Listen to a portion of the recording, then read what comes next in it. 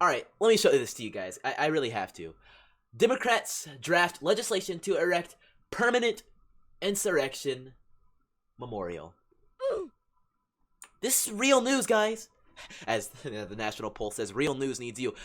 This is serious. This is serious. On the Capitol. On the same place where they're talking about the Revolutionary War and the Civil War and the construction of the Capitol building. They are going to grace the Capitol building, which is a historical monument. No doubt about it. Which talks about everything like that. That is major and historical. House Democrats introduced a bill to erect a permanent attack on the Capitol exhibit on the grounds of the U.S. Capitol. I feel like I need to read this article in a quivering, scared voice because it's obvious that our oppressors are so scared of what the people are capable of that they're willing to erect a monument to what's happening. Co-sponsored by nearly 20 Democrats, the bill dubbed the Capitol Remembrance Act would direct the architect of the Capitol to design and install in the United States Capitol an exhibit that depicts the attack on the Capitol that occurred on January 6th. The bill specifies that the project must be installed in a prominent location and maintain a permanent status. Property damaged during the attack, photographs, and a plaque honoring the sacrifice of heroes, including Brian Sicknick, are among the exhibit's requirements. Officer Sicknick, however, died of natural causes, according to the Chief Medical Examiner of D.C.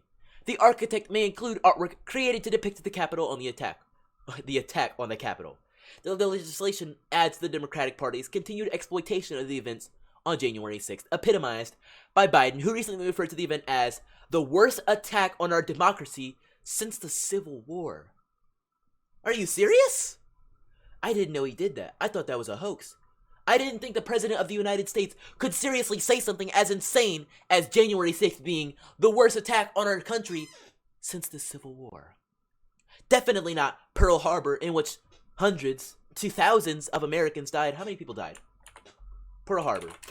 I'm thinking by memory, I think it was about 4,000 deaths. Or it might be somewhere around there. Pearl Harbor death toll.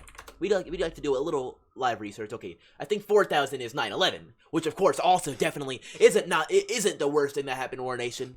But no, 2,400 Americans, many of them soldiers, died on Pearl Harbor, 1940-41. And then 9/11. Just about 20 years ago. A little over 20 years ago that this happened. And it seems we're already forgetting.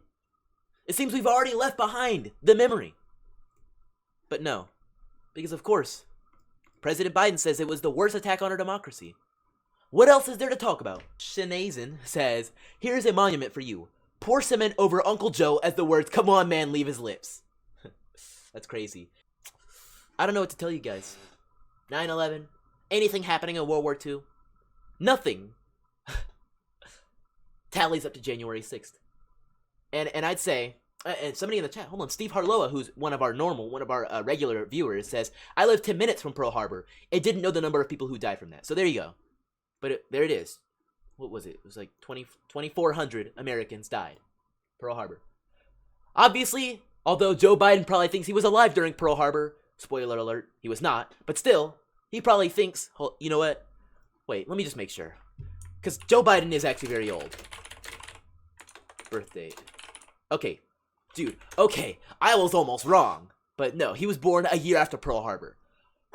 That man is old. Holy crap.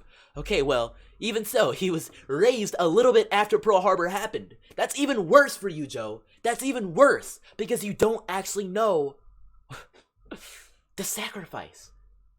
I wanna gather every surviving member of the families of the 2,400 Americans that died to Pearl Harbor. And I want them to stand in front of Joe Biden and say, was January 6th worse? When only one lady died. And she, in fact, was one of our people. Because Lord knows Joe Biden is not on the side of us. Lord knows that he does not care about things that we do. Because I guarantee you, no matter how many ancestors of those 2,400 people, and yes, I mean every single members of those family, those immediate direct families. So that tallies up to probably about 10,000 Americans. I know some bloodlines die out, doesn't matter. Some bloodlines form. They continue on down the line. Those thousands of Americans that lost family on Pearl Harbor. And he would check his watch in front of each and every one of them. Because like I said, he does not care. It is purely political for him. just like January 6th was. Even though a lady died, he did no form of remorse for that lady. He didn't care about the lives he took part in destroying. For instance, Kyle Rittenhouse. He dragged him through the mud, included him in an ad calling him a white supremacist.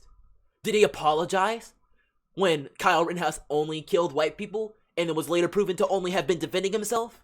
No. Even when Jen Psaki was asked by reporters, she said herself, the administration has said what it needs to say. We do not take back what we did. We do not take back what we said. We stand by our actions. And I'm sure even in front of those thousands of Americans that lost family in Pearl Harbor, and we're getting up to nearly 80 years ago, what would he say?